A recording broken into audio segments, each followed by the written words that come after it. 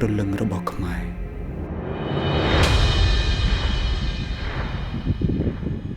នៅក្រោមទង់ជាតិមួយនេះមានទឹកដីដ៏អស្ចារ្យចារចេញជារឿងរ៉ាវតាំងពីដើមរហូតមកដល់ឥឡូវ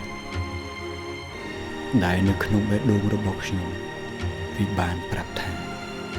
នេះគឺជាដួងព្រលឹងជាតិខ្មែរ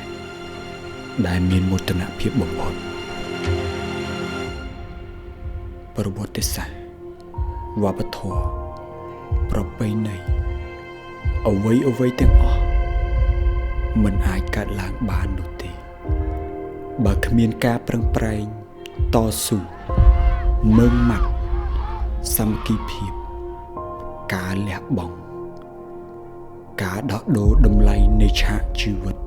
របស់អ្នកជំនាន់មុននោះទេ